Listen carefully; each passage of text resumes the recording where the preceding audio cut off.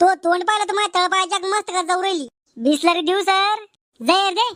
उंदरा मारायचं का round up sir? तू जातो कुठून? काही टिप सर?